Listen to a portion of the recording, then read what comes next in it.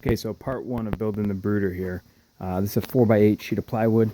Last night I put down some linoleum, okay, just right on top, and put a little bit of glue down and just stuck it down. Doesn't need to be perfect. I stayed away from the edges because, as you'll see, I'm actually going to put 2x4s here, so that'll tighten it down. And then I went out and built these. These are each 4-foot lengths, okay, all three sides. Those are going to be kind of actually the top, so the brooder is actually standing on end right now on the side. And what I did is I wedged up this piece of plywood, as you can see, in between the bucket of sand over there and then the lollipop, and I just stood it up on end with these pre-made, and then I brought these in, slid them in, and screwed them in from the bottom, okay, just like that. Boom. Now it's got good kind of side support. All right, it's not going anywhere. I also screwed in the bottoms of the two corners, but I can't really line up, you know, where to screw this in from the bottom here. So I'm going to flip the whole thing over in a minute. But yeah, this is just part one here, just getting started. So these are 30 and a quarter. So if you go from the end right here on a 4x8 sheet of plywood. So if you go 30 and a quarter all the way down to here, boom, 30 and a quarter, 30 and a quarter. This one, last one will be 31. Okay.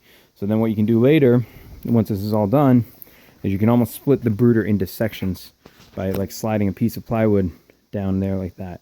And you'll see I'm going to put sides on, I think probably 2-foot sides, a sheet of plywood, and all the way around. So that's what we got right now. Hang on for part two of the brooder here. I went ahead and fastened all these kind of frame things here.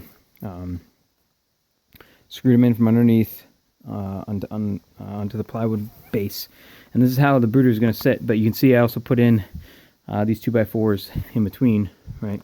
And this plywood right here and over there, and a couple more sheets here. It's just going to screw all the way around. It's 2 feet tall, so pretty straightforward. As you can see, this wood I've been saving it in my basement for a while, and definitely some warped pieces there. So we'll just kind of have to deal with that a little bit as we go. There's not much I could do about it, but I try to kind of split the difference between it being canted in too far and canted out too far as well. So yeah, so that's what we got. Stay tuned for part 3. I'll put everything on and show you what the end product looks like. Okay, so this is the final product of the 4x8 brooder build here. As you can see, you got the 2-foot sides up, screwed into the 2x4s. And a little delayed in this video. There's already 56 quail in there. They're almost 3 weeks old. Got them still under the heat lamp for a little bit because it's a little chilly here. But essentially, this is what we got, right? So, remember how I said before you can partition it into bays, right? And you can see here, there's an empty bay over here. These boards right here are loose, okay? See, I have 2 of them in there, and they just kind of slide in there. I've been thinking I should probably put a piece right here, just at the top, like a 2-inch piece, just so that they don't wobble back and forth. This one is a little bit more loose, so it'll slide around. I just have that fan kind of holding it up for now.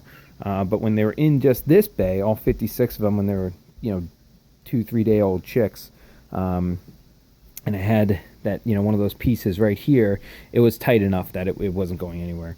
So that was nice because, I can put them in there, with only one waterer, one feeder, and then, they can all kind of stay close together. They also couldn't really fly at that point, so I didn't have this screen. This is just window screen right here, fiberglass window screen. So I didn't have that screen there, and they were fine. But, as they got bigger and everything, I opened it up to another bay, and added a second lamp because I had to put the screen in, so I had to raise the lamp up. So I just added a second lamp in there, just so they can stay warm, which can probably remove now. They're almost 3 weeks, but I think they still kind of like it. And yeah, just pine shavings there in the bottom. And then, as I mentioned before, I have the linoleum base, so as it gets a little wet, we can, it won't damage the wood really, or anything like that, or leak onto the floor and stuff. So, yeah, that's basically what I got going on. And I got a little power strip just zip tied onto here with the heat lamp plugged in, and then a timer if I want to put a separate light on. But I use the white heat lamp, so they should get a full color spectrum. But yeah, that's pretty much the setup. I have that window screen on there to keep them from jumping out. And yeah, that's about it. But what's nice about the partition is I'm probably going to end up putting one back, or using that separate bay to kind of count how many males and females I have. It's tough to keep track of them. So, when you pick one up, you say, male, female, and then you put it in the next bay. I have other videos too on the channel where you can see how to sex the quail to see if they're male or female. And they're right at the age now where you can start doing that. But anyways, yeah, that's what we got. Let me know if you have any questions or comments, and thanks for watching.